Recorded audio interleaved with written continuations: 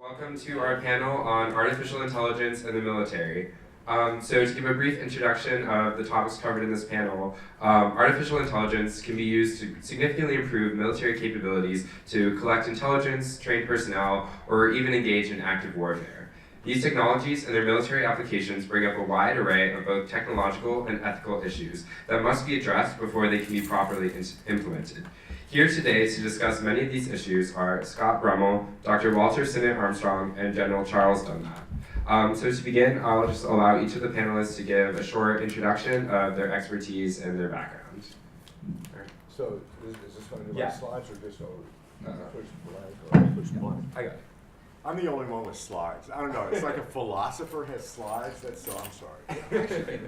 I know. It's just wrong. So hi, I'm Walter. I'm in the philosophy department of the Kenan Institute for Ethics, but I also work on a project on moral artificial intelligence, co-directed by Vincent Conitzer and Jana Scheichborn. And so I'm gonna, that's where I'm coming from. We focus on kidney exchanges, but the same methods can apply in the military. And so I wanted to talk a little bit about how they might apply.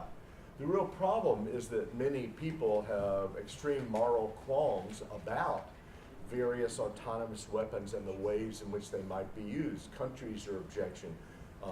Companies are refusing to work on it. Elon Musk is against it. And so there's a real problem. I think part of it is public relations, but there are also some real moral issues.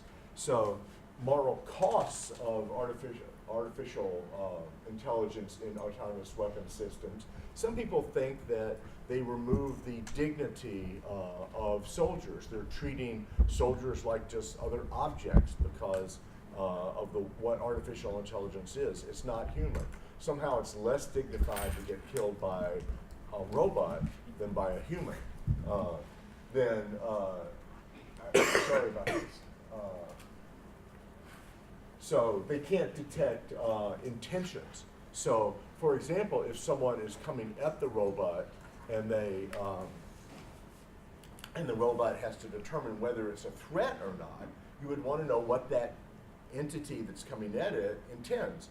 But robots have a hard time reading other people's minds, especially if they don't have minds of their own. Another problem is they're going to get confused in the fog of war. How are they going to get all the information? It's one thing to have an artificial intelligence system operating in a kidney exchange where you've got all the medical records, they've all been gathered and so on, and then you just run the program. But here, the information is changing every second, and it's not clear how they're going to react to that. Another problem is that if we start developing these weapons, there might be an arms race. I'm raising these issues as potential things to discuss later. I'm not going to try to solve any of them here. But there might be an arms race, and that could destabilize international relations. Another problem that people have raised is that if autonomous weapons are all that effective, then that's given advantage to the countries that can afford them. And then they're going to be able to lord over and get the other countries to do what they want. And finally, this is one of my favorites, and I want to talk to somebody with military experience whether this is really true, but it seems to me a lot of times commanders say, well, I'm not going to send my soldiers on that mission because too many of them will die. Well, they might be more inclined to go ahead with the mission if it's just robots that are going to get destroyed because they don't have people they have to respond to, and then they might have more strikes. Still, there are some benefits to these weapons. First of all, they could increase our effectiveness against enemies that really are dangerous and really do intend us harm. If artificial intelligence makes the weapons more effective, then that would be great. It could deter enemy attacks and thus prevent the attacks that would have otherwise occurred if they think we're going to be able to beat them with these weapons. They're not going to have any fear or kill in self-defense. So sometimes not only other combatants, but other non-combatants, a soldier will kill in self-defense. Well, the autonomous weapon, the robot soldier, for example, would not have to do that. But the main thing that I'm interested in is how these weapons can reduce mistakes and thus reduce the number of civilian deaths. So let me tell you a little bit about how that might happen in just a particular scenario using drones. This is Arkin from Georgia Tech. Has argued that what we really need is an ethical governor inside the system. You can have a drone with an AI system that tells you what to target. He says, but you also need an ethical governor that's going to stop it from doing things that are contrary to the moral rules that whoever is controlling it thinks ought to be applied in that situation. So for example, if it is going to attack a caravan of soldiers that is now in amongst an apartment building, some civilians, a hospital, and so on, then it has to decide whether it's the right target to hit. But it also has to determine the right time to hit. It could wait, for example, until the caravan has moved off to the side, is no longer so close to the hospital, the civilians, and so on. Well, it's very difficult for a human to know that because you don't know enough about the caravan. But if you get all that information into a system, it can make a reasoned prediction about which way the caravan is going to move, whether it can wait till later to hit it, and might in that way save the lives of a lot of people in those hospitals and so on. So if you have an ethical governor, it might be able to do some good in terms of reducing civilian casualties, unintended civilian casualties. The problem is, okay, great, so you build in morality. Which morality? One option for morality is top-down. You take a general theory, apply it to the case. Hey, I've got a theory. Let's minimize the amount of suffering in the world. That sounds pretty good. How do we do that? Very easy. Just kill all humans. Then there'll be no more suffering for the rest of the history of the world. So you don't want to like take a theory that's going to make nonsense and try to apply it down. You could try to go bottom up. Just tell us about a whole bunch of situations you've fixed and then send a machine learning system on wild on it. But then you get uninterpretable results. So what we've been doing in our lab is we've been asking people, crowdsourcing, which features do you think are morally relevant and ought to be considered in this kinds of situation? Then we construct scenarios where those features conflict so that people will have to weigh them against each other. And we ask people, well, what's the right thing or the wrong thing to do? And that gives us what their weightings are and how those different factors interact. And then machine learning can give us a model that will predict what people's moral judgments would be. Notice that this is corrected moral judgments. It's not what would humans say, because there might be too much time pressure. It's what would you say if you didn't have time pressure, because the computer can do it very quickly. You don't forget about any situations. You don't get confused by the complexity. Computers don't get confused like that. You don't get overwhelmed by emotion, and you don't show biases that you want to avoid in your judgments, because you just don't feed the information in that you think would introduce the bias. And so we can then train it to predict what judgments they would reach under those corrected circumstances, and then we can test it by applying it to new scenarios. We might train it on 100, test it on another 10, until the AI system then is predicting what humans would do. Notice that now the AI system in the military weapon is not telling you what's right or wrong. That's not the goal. The goal is it tells you this is the moral judgment you would make if you had enough time, didn't forget about things, didn't get confused, didn't get overly emotional. This is your idealized or corrected moral judgment. We're still not saying it's true, but we hope that this will prevent a lot of the kinds of errors that lead to the skepticism about autonomous weapons that I mentioned on the first slide. Oh, and of course there are going to be differences between different groups. But then we can study those in a systematic way and discuss what the differences are and what we ought to do about them. Whereas if you just leave it up to the people, it's sometimes harder to tell exactly why they differ and why they don't. So by making it more explicit, we're going to give us control over what it does and hopefully be able to avoid errors. I think that's it, but that's slides for later. So. Yeah.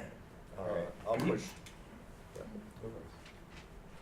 Would you like Sure. to continue? Yeah, so I'm Scott Brummel, and I, like everyone up here, kind of wear a couple different hats around the university, one of which is being the lead editor for all things robotics and AI on a website based in Duke called SciPol. So what we do is we summarize policies coming from DC related to different kinds of emerging technologies. I do robotics and AI, and we summarize the policies and then kind of put them in the context of, what is the scientific community saying about these technologies, and do these policies match the level of scientific understanding that we have about the technologies.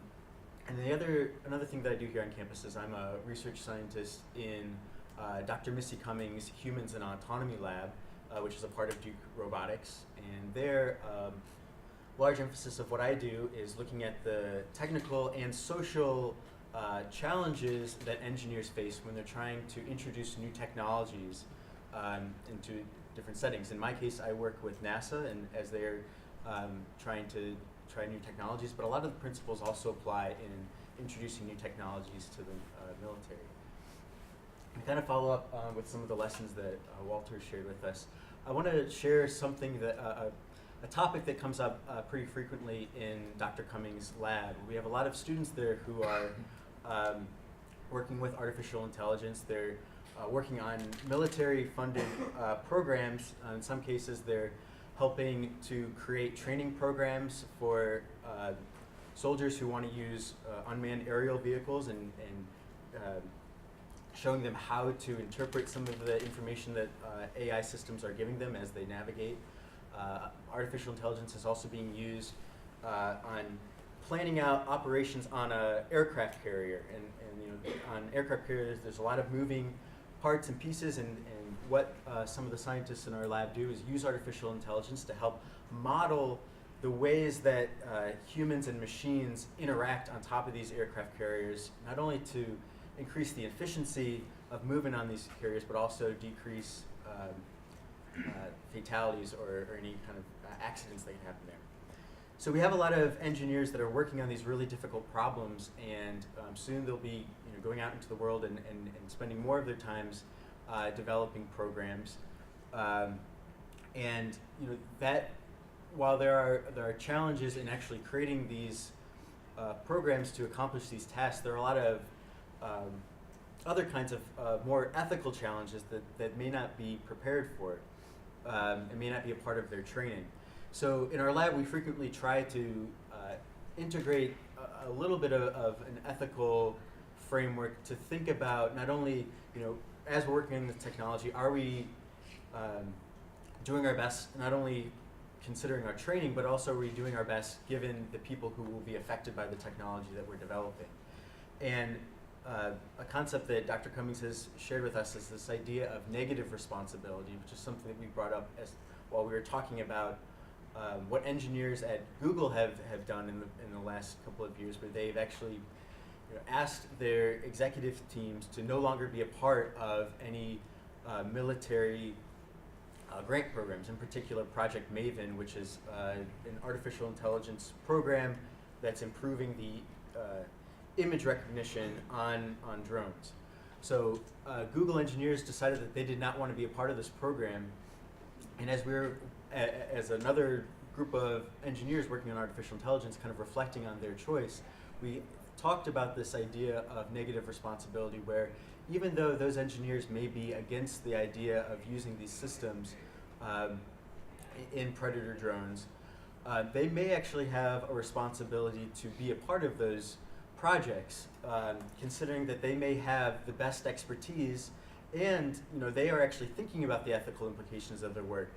And so they can create systems that are going to be more accurate and more precise, but also they may be able to create systems that allow for more explainability or allow for more of the ethical governing that Walter shared about. Whereas maybe the next team that will fill their place, now that they're choosing not to be a part of this project, may not have that same expertise to create as precise programs or have those ethical qualms to put in those ethical governors inside of the system. So that's something that's kind of made our consideration of ethics and morality of war and designing systems that are going to be in use war a little bit more complex. We quite don't have an answer for what we choose to do except to just continue to improve our understanding of the technology so that if we're asked to develop something, we know that we can develop something that will be specific, it will be capable of being used as intended and not cause different kinds of accidents. And then we also choose to continue to have these ethical conversations that don't focus so much on the technical aspects, but really ask us or cause us to reflect on our own choices as we develop these systems.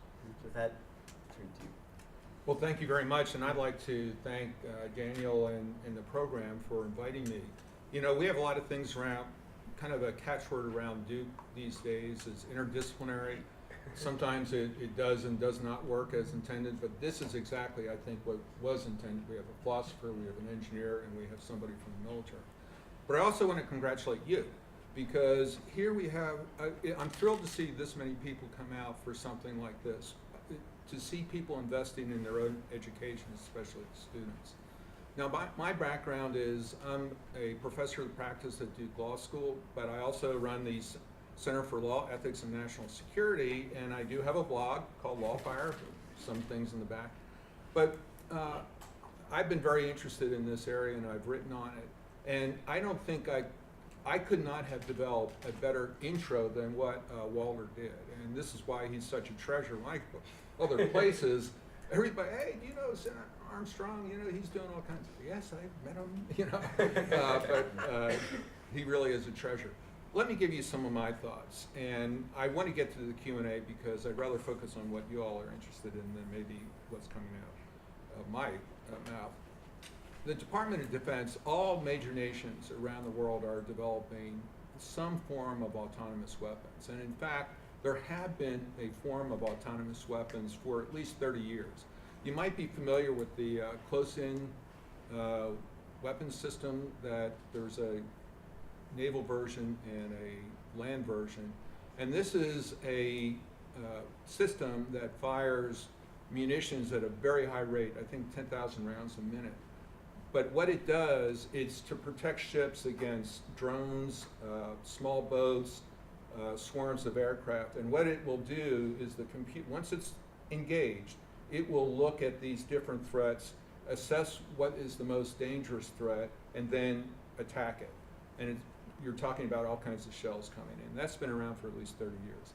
We've had other munitions. For example, we have sensor fuse munitions, which you drop it from the airplane, it opens out, these submunitions come out.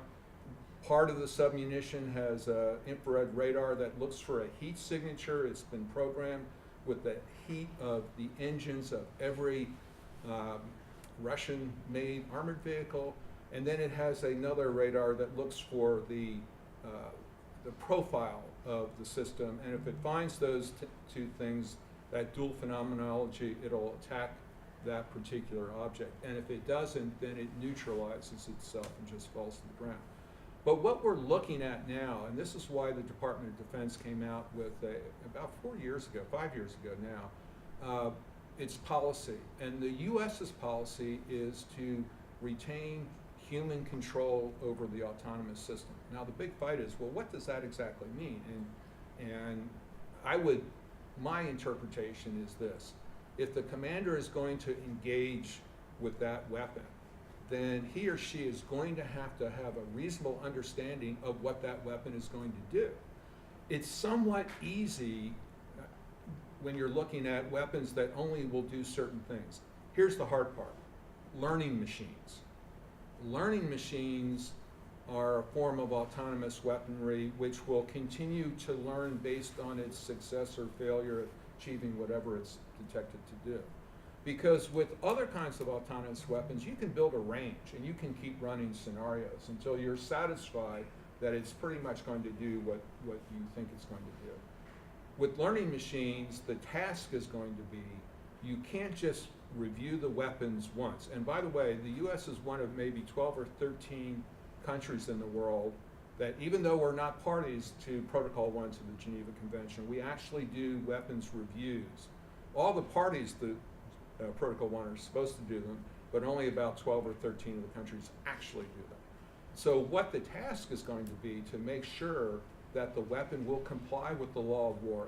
And Walter, I think for purposes of the military, the baseline is compliance with the international law of war. But also, I've never been on an operation, ever, where the rules of engagement were that minimum standard. There's always additional constraints. Sometimes they're for operational reasons, some political reasons, or whatever. That's going to be the baseline. But what you're going to have to do with learning machines is you're going to have to keep testing them. It's never going to be done. But here's the good news in that. Because autonomy is not limited to, it's going to penetrate, and it's already penetrating, everything in our life. So civilian enterprises with autonomous, whether it's autonomous vehicles or whatever it may be, are going to be under tremendous pressure, because otherwise they're going to get sued, to make sure that their machines, that our learning machines, will comply with the law. So I think that that will be an opportunity for the military to team with places like Duke to help define how that testing is going to be done. Dunlap's prediction on this is we're going to have autonomous systems, learning machines, testing learning machines. Because the learning machine that's doing the testing will constantly be understanding what the machine is capable of doing, so it'll be constantly adjusting itself to try to find a deficiency. And if somebody says, well, Dunlap, what is your standard? My standard is this. The machine is going to have to demonstrate that it is at least as good as a human being in making these decisions, good or better. We don't want to make it perfect, because if we make it perfect, the enemy of the good enough, meaning better, at least as good as humans, that's a mistake. Walter has raised, I'll tell you, you raised a 3-beer conversation with your slides there. And I wish we had all night to talk about 3 beers each. Three beers, yeah, that's just the starter, We should make this a 3-case of beer conversation. But one of the things that I think is particularly interesting is, will this make, if we have this ability to use robots, and they're very highly sophisticated, and they work well and everything, will we then start using force more often? Well, I can tell you that there are circumstances where commanders will refrain from doing a particular operation because of the risk to the troops. And I can't think that it won't inevitably lower the threshold. Is that all bad? No, because that even at the lower threshold, you're going to have to comply with domestic and international law. But also, it may give you the opportunity to do things that maybe you want to wit. How about Rwanda? How about Darfur? If we had some robots that could have hunted down the Janjaweed who were cutting off the arms of children, I'm okay with that, actually. And this is one of the things, I think you've raised so many. I'm thrilled to hear that scientists are wrapping their arms around this, because we have to think, okay, these guys at Google don't want to work on Maven. Maven is aimed at trying to make it more precise. And what's this about not wanting to help go after ISIS or Boko Haram or the Taliban? What's in somebody's head that doesn't want to be part of that, try to contribute to that process? I respect that there are pacifists. Surprise, surprise, I'm not one of them. But short of that, don't scientists want to be part of trying to protect the innocent from the ravages of that kind of organization? And you're exactly right. If you don't get the best and brightest, then by definition, you aren't going to have as good a system. And so that is one of my many objections to what they're doing. And oh, by the way, I don't think they can feel real good about themselves, because, let me ask you this. Do you think ISIS is not Googling things on their computer? Do you think ISIS isn't using their technology already? If those guys really don't want the evil in the world to use their technology, they need to figure out a way of depriving it from those who are using it right now. So, like I say, I have 1,000 things I'd love to talk about. But let's get to the Q&A or however you want to do it, Daniel. Of course. And I do apologize in advance. I'm going to have to leave 15 minutes early. No problem. Or something. Well, thank you so much. Those were really informative and really interesting introductions. And so I think with that, we'll move into sort of the discussion question section of the panel. Parts of probably most of these questions were answered a little bit in the introduction, but if you guys just want to fill out and flesh out some of the things that you talked about. So first, I wanted to just kind of start off by talking about the sort of technical and like technological aspects of AI use in the military. So to begin, what is the current state of AI use in the military and AI technologies in general that could be applied for military purposes? And more specifically, how does the US compare technologically to other countries in this respect? And what are the advantages and disadvantages of using these technologies from a technical perspective? Well, I'll take a dive at that. I'll put it this way. There is no Terminator kind of autonomous weapon under development in the US military. And I would suggest to you that there will never be a Terminator. The way autonomy is being used now and is being integrated into weapon systems, it's as a decision support mechanism. A lot of, Walter, you really hit the nail on the head on a lot of these things, and you did too. For example, controlling how an aircraft carrier manages its planes and so forth. And by the way, Professor Cummings knows a little bit about that since she was an F-18 pilot. And if you don't know her, you need to sign up for a course after Walter's, anyway. And so that's what you're seeing. So in other words, what you're seeing autonomy doing is fusing all the data.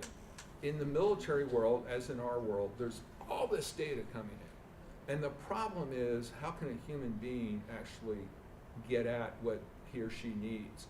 And that's what you're seeing now is it helps you, fuse this data. There are systems, another system that's already in use, and Israel has forms of it, is the Patriot missile system. Patriot missile system has a fully autonomous mode against aircraft and missiles. And the reason is, some of these things are happening faster than human beings can respond. So what the system does, it calculates, it looks at the trajectory, it determines what it is. Sometimes it'll interrogate the aircraft, which means it looks for certain electronic signatures emanating from the aircraft, and then it'll make a determination to attack. We don't very often put it in the fully autonomous mode, but if we were ever being attacked by swarms of aircraft, then obviously it would be. So the way so I think that's what you're going to see, these incremental uses of autonomy to help deal with information and also help human decision making. For example, there was something in the paper quite recently, so no super classified. The military is developing a drone for urban combat. That's the big thing in the future, urban combat, because adversaries want to burrow into civilian society as a means of protecting themselves. So what this drone will do is it will go and it will, if it sees somebody where they're not supposed to be, it'll interrogate that person, ask them questions. And then it will see what they do, if they run away or some other things that they could do. It will then, and the algorithm does that, it will then bring in the human operator, alert the human operator that there is this potential threat, it's doing this, and then it will be up to the human operator to go forward. But that allows a very small device, many small devices, to be patrolling an urban area without the necessity of putting a human being at risk to do that. And yet at the same time, withholding the kinetic aspect of it to an actual human being. So I'll speak a little bit to how the U.S. is doing, or I'll just kind of fill out the question a little bit, because to the extent that there is an AI arms race, there are a couple different theaters. There's the hardware that enables the AI. There's the talent, the human talent that's creating the software programs, funding and scholarship. My understanding is that when it comes to scholarship and funding related to AI, China and the U.S. are kind of on par with one another, in that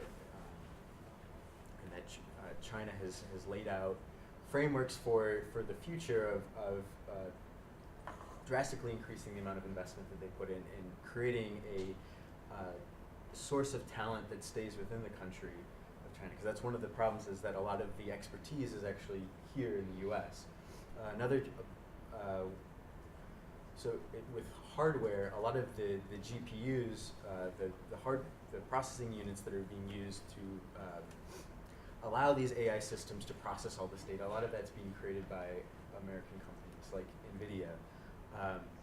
But that's something that China has also set out to invest in, creating the infrastructure so that they can build their own chips and processing units. Can I do one quick reattack? Yeah. One of the areas that I think we will see autonomy sooner rather than later is in the cyber world, because cyber threats can manifest themselves so quickly that no human being is going to be able to react quickly enough. So exactly what that reaction will be, that is yet to be seen. But in the cyber world, we are going to have autonomous defensive systems at a minimum, because otherwise we just can't react quickly.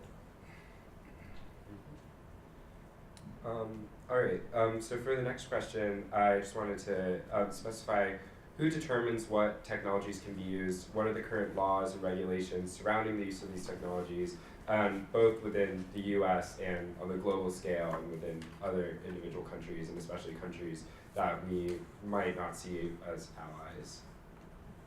Well, I'll just say, we do. We decide which ones. We as a people have to decide whether we're going to sign on to international treaties, whether we're going to follow international treaties, and so on. There are laws in place, but correct me if I'm wrong, I find many of them extremely vague. I read them and I go, what exactly does that mean? You can't do it unless why we have it's lawyers. Keep lawyers in I know. That's why you need to go to law school. You can't attack civilians unless it's necessary. Well, necessary for what? How do I determine whether it's necessary? Necessary to save money, necessary to save our lives. Necessary for what? These laws that are controlling, are supposed to be limiting us, are so vague that we have to decide how to interpret them and how to apply them. So I think in the end it's going to be up to us. We have to decide how to program AI so as to achieve the goals that we have within the limitations that we accept. Well, I'm in violent agreement with most of that. I mean, international law and the law of war is not entirely vague. Not entirely. But it does come down to judgments that, what is the military advantage anticipated? Will the casualties be excessive? That's an area that autonomy is helping a lot, because there are some systems, for example, that will try to determine if a bomb lands here outside, there's physics of the fragmentation pattern. It will calculate how thick are these walls, there's glass there, what's the normal density, and try to give you some assistance in predicting what the casualties may be. You don't have it for every target, but that's the sort of thing. But ultimately, it is going to be about us. Right now, this week, the UN is conducting, I think, the fourth in its series of government, GGE, government experts meeting on autonomous. It's actually within the framework of the treaty, the Convention on Conventional Weapons. Yes, that's what it's actually called. And a subgroup of that is looking specifically at autonomous weapons. Part of the problem is they've been meeting for the last couple of years, every couple times a year. They still can't agree on a definition of autonomous weapons. So, and then secondly, the U.S. position is this is another weapon. It has to comply with the law of war. But we are not going to get into a specific treaty as to this particular weapon, because we think it can be governed. It's not just us, it's the UK, Israel, Russia, can be governed by the existing construct. And I would suggest to you, it's dangerous to try to build a whole new construct, because as vague as the law is, at least we have experience and where there are court cases and so forth that evaluate how the law of war is applied. If you went from 0, which I think China kind of wants to do, then there are no rules, and I think that would be a huge mistake. I also don't believe in outlawing particular weapons. Did you know that there is an international treaty, U.S. is not a party, it is a party to it, but it outlaws blinding lasers. In other words, lasers designed to blind. But it's perfectly okay and legal to have a laser designed to incinerate. Because if you look way back in the 90s when this came, the International Committee of the Red Cross essentially came up with these talking points that said, well, it's so horrible to be blind, you know. They didn't quite use these words, but it almost sounded like it's better to be dead than blind. And what's ironic about it is when you take a technology and you try to regulate it based on that snapshot of where that technology is at that moment in time, you're always going to be wrong, because that technology is going to develop. I wrote a blog post on the ICRC's blog that said, you know, you guys thought that, but here at Duke University, they're developing an artificial eye, and they are. And so you can't freeze technology at that moment. And here's another bad thing about trying to outlaw a particular technology. You're challenging scientists to come up with another technology. And there's all kinds of ways to horribly kill people in war. Don't have landmines? Okay, we'll have fuel-air explosives. You know what fuel-air explosive is? It's like a mist of like gasoline that explodes, and not only, you hope you get killed by the blast. That's what you want to get killed by. Because if you don't, when all the air rushes in to feed that fire, it can pull your lung away from your stomach wall, and then you end up bleeding to death in all different kinds of ways. That's what we have to use, because a lot of our allies won't allow us to use mines. So I think, so where we are on that is we're trying to come up with norms that, and like the U.S. wants a norm to be, you have to comply with the law of war. You have to conduct a weapons review. You have to do testing. Other countries, and part of the problem is they don't have the technology, so they don't understand them, and it's hard to do. But Walter this is what I'm in violent agreement with him. We have to decide, but we also have to evaluate what is the cost of doing and not doing. But I do think, just to reemphasize, we're going to be helped by the fact that all this autonomy is going to be penetrating all different parts of our lives. So there are going to be other actors out there who are wanting to figure out the norms, and I think we will be able to learn from those norms in developing how we use this weapon system, these potential weapon systems. But 100%, no ifs, ands, or buts, all of our adversaries and most of our friends are developing these weapon systems. So it's important, I think, for us to work on the norms and the expected standards and so forth. And ultimately, it's going to be up to us. So I just want to add, well, it's true that there will be a lot of people developing different kinds of AI systems and tackling problems that exist in other areas that can also be used to help with the military. I think it's because there's a ubiquity of AI that makes it so difficult to really regulate and enforce any kinds of restrictions. If you just try to compare what we would have to do to restrict AI with what we're trying to do to restrict nuclear armament, and with nuclear, you have to have the material, you have to be able to enrich it, you have to have facilities, you have to have rockets, you have to have launch pads. With AI, I mean, it's not the easiest thing to work with, but I mean, you get access to a computer, you get access to some processing units that maybe you buy it under the guise of developing an AI system for all the multitude of other reasons why we're using AI, and then you just kind of shift the direction of what you're applying it to, and there you have a weaponized system. Not that it's that easy to shift course all the time. Sometimes chips can be specifically designed for one thing or the other, but it should be regulated. It should be regulated by us, but it'll just be very difficult. Yes. I know you have to leave in a minute. Do you have any closing remarks that you would like to keep? give before you Well, go? just very quickly, I think this is an area that is just absolutely right for Duke University to really dig its fingers into, partly because we have people like Walter who can help us with this moral issue. We have cutting edge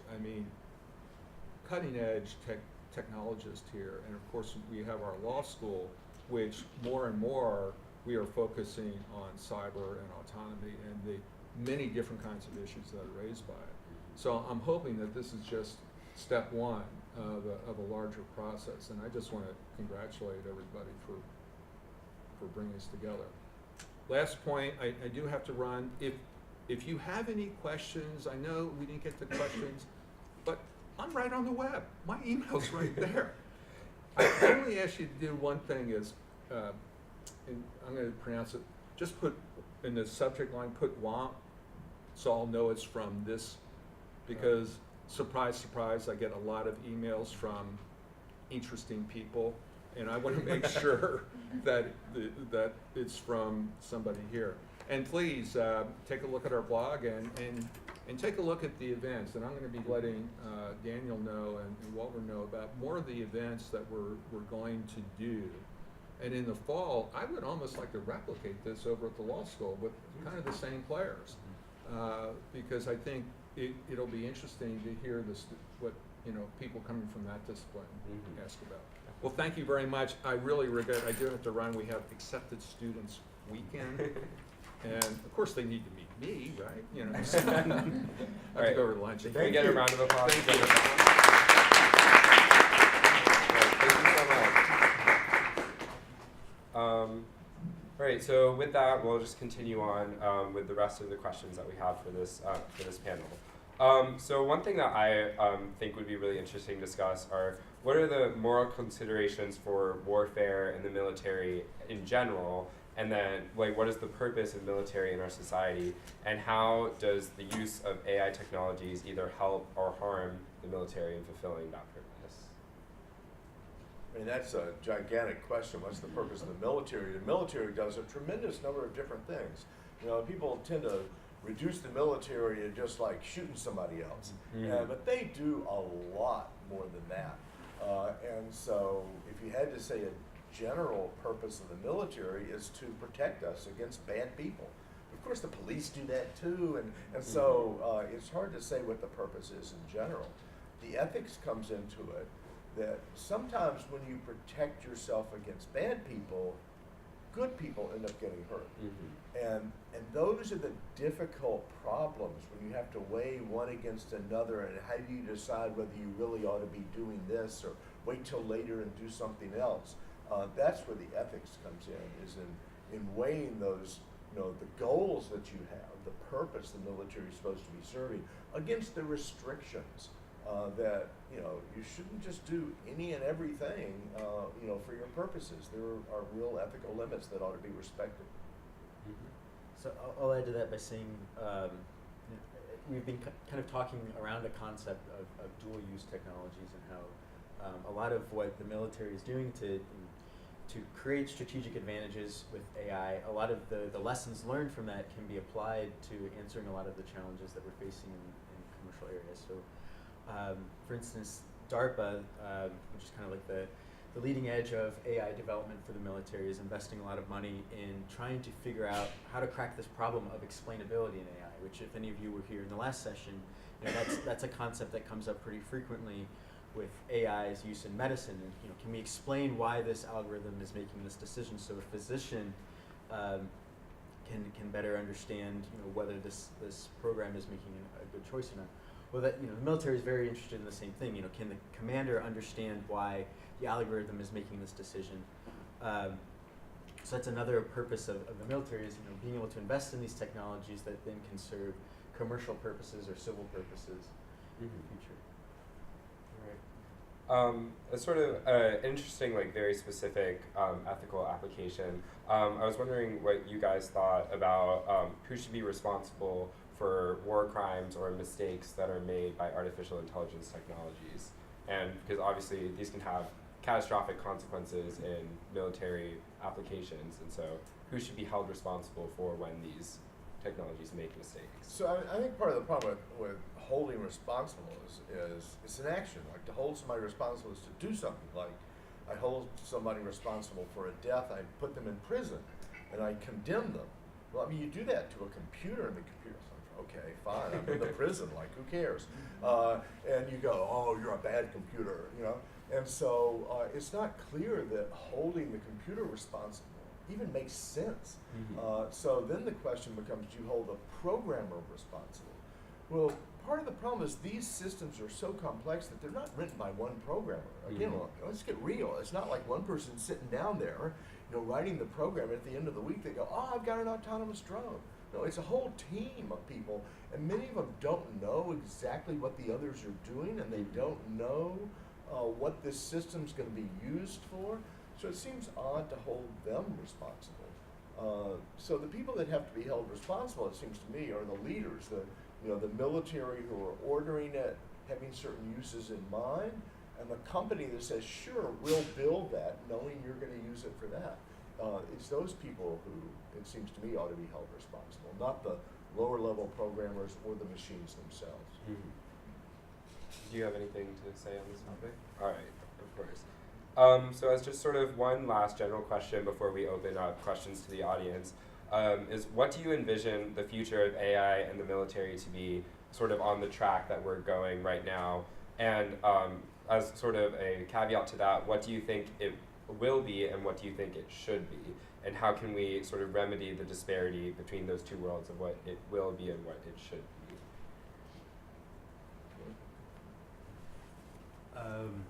In terms of what it will be, I mean, I suspect that we won't be facing the Terminator type problem, at least one where programs are intentionally seeking out people to cause harm. But I think,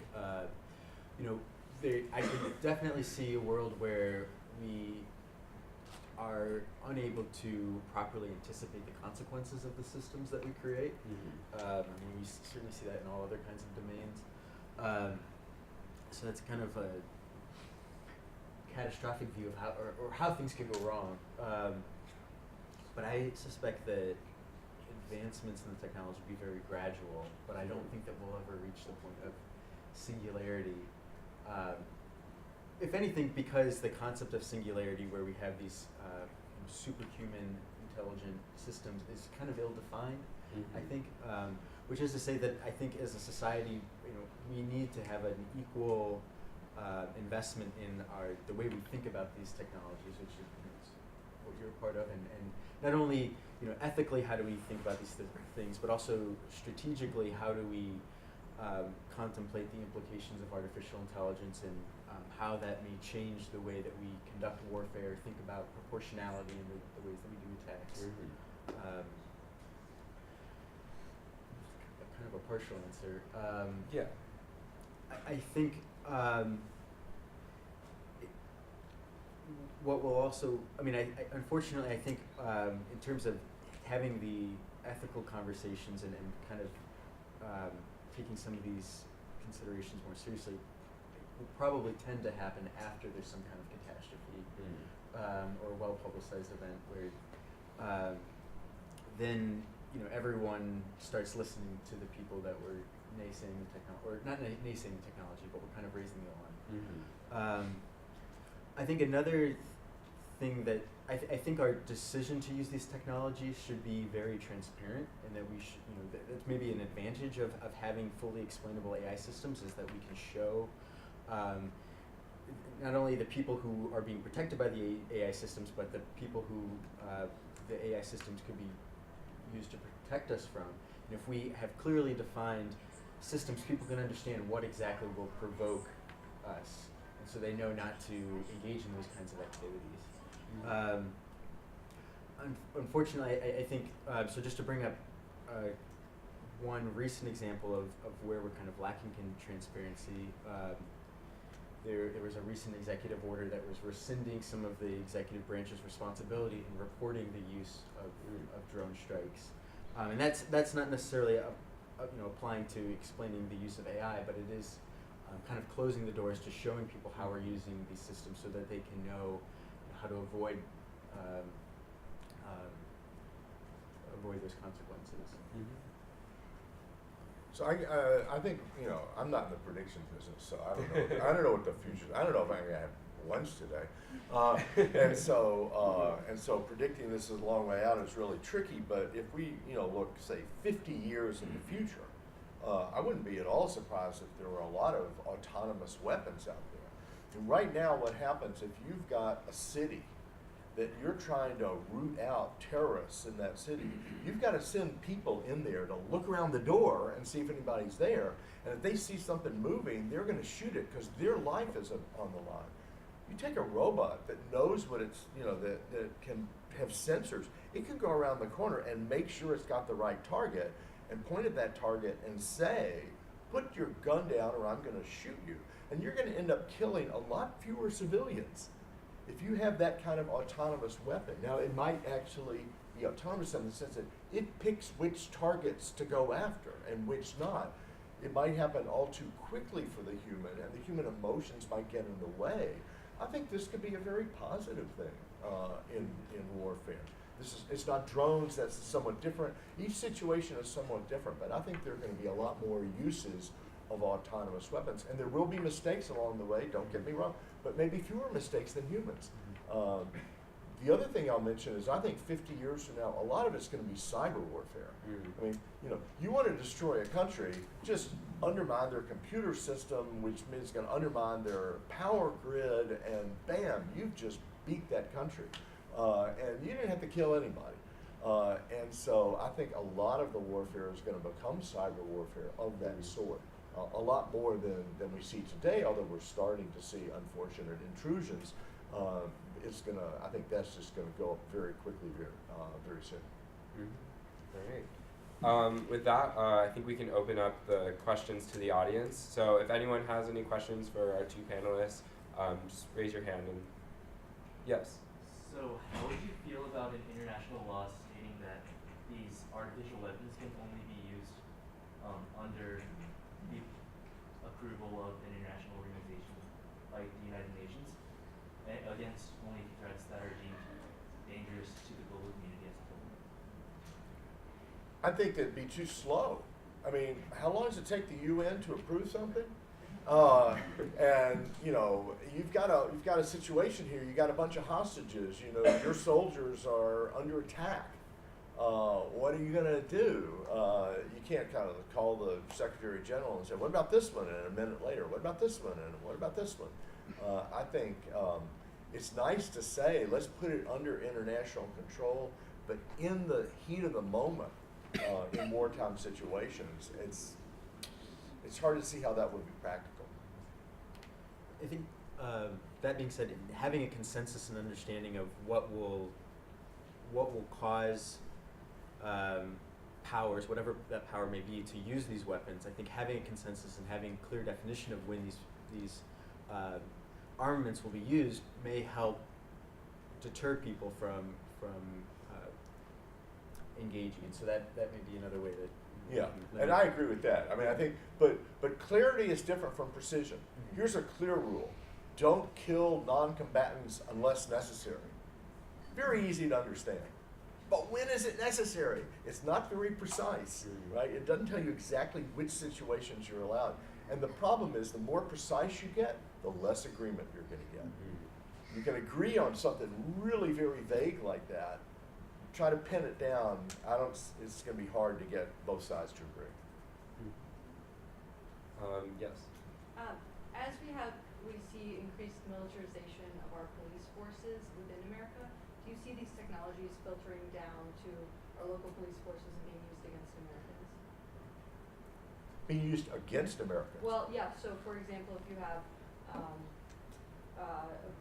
an uprising or a march, for example, the morality of America changes, right? Like, we used to have segregation, or we used to have, there were people that protested that, and in the South, those technologies, if they existed in 1960, may have prevented Martin Luther King from marching or freedom rides. And those protests continue. So do you see technologies being used against Americans as it filters into the police system? Yeah, I mean, I would say yes, absolutely. Some Americans are bad. Not every American is good. I mean, there was a guy, I think it was St. Louis, if I remember correctly, where he was like shooting cops. And they had to stop him, so they sent in a robot to stop him. So yeah, we're going to use these technologies against Americans. Are we going to use them at times we should use them? Yes. Are we going to use them at times we should not use them? Yes. Because people are going to make mistakes and there are going to be abuses. The trick is, how do you create a policy, how do you create an atmosphere where it's going to be used very rarely when it shouldn't, but it's still going to be available for the times when we need it. Because if you hadn't had those robots to go in and stop that shooter, more cops would have died. I think you were next. So what that came up in the previous panel was about training data, and I was wondering when looking at trying to make AI, make the correct decisions, and using training data of people who are probably not ideal moral reasoning agents. How do you try to? Is the goal to try to make an ideal moral agent out of an AI, or is the goal just to make one that, I don't know? Is it possible to do that? Is that the goal? That's kind of my question. Ideal, I never met such a thing. It's not going to be perfect. What I try to do is to reduce the number of errors and figure out the kind of errors that are most common and try to make them less common, right? So people forget about morally relevant features like, oh, I didn't realize that person had a stake in this. I forgot about it. And now we want to make sure. People get confused. It's so difficult. There are 20 different things on each side to keep in mind. They get confused. That was my list. With those kinds of errors, I think computers can help with those, reduce the number of errors. But is it going to be an ideal moral judgment? No. It's just, there are going to be fewer mistakes. And just to add to that, I think in addition to another big emphasis is making sure that you create data sets that are impervious to manipulation. It's 101 different ways of describing it, but there's malicious attacks on data sets where people can inject data into the data set that may cause the AI system to change its operation. And that's something that also needs to be guarded against. Right. Yes? With cyber warfare, how do you inject an ethical overview into a system like the National Security Agency that's so secretive? How can you ensure that ethics procedure is employed in something that's so secret? Well, there might be some cases where you just can't, If they're going to keep it secret and they're not going to let us figure out how it works, then, we're just not going to be able to control it. But Congress controls, the country. They can, require them to reveal secrets. And so now revealing the secret is one thing. You don't have to, it's not like you and I might not know about it, but there can be a commission that oversees those uses, that keeps track of them, and it's all classified, so only a small number of people will find out. But at least there can be some that know, and they, if they know what's going on, can object when it's abused. But I agree with you. I mean, it's a serious problem. If people keep secrets, I don't know how to stop them because you don't know what they're doing. In the back. I think the one function of the military that we did so much in this panel was to exploit resources in oil in other countries and install foreign leaders in places where you're not going to be. And sort of considering that as well as the question about the militarization of the police, maybe this is a leading question, but shouldn't our AI be engaging in ethics kind of beyond what the government distinguishes between good and bad people? So what goals do you want them to be? I mean, sometimes there are countries out there where I want regime change because those people are killing. I mean, Pol Pot killed millions of people.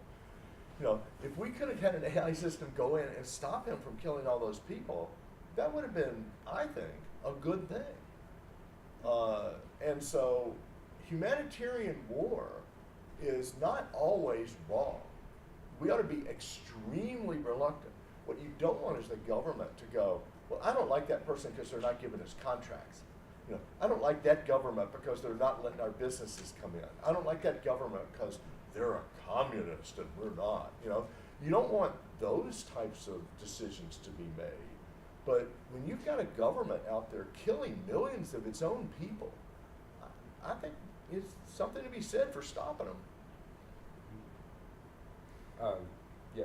Do you have a clarifying? I mean, I guess just like to follow up, considering that like the type of warfare that is like sort of motivated for economic or political reasons kind of happens all the time. What sort of role does ethics play in that, or I guess like artificial intelligence play in that, and like does that reinforce those kinds of like warfare? So notice that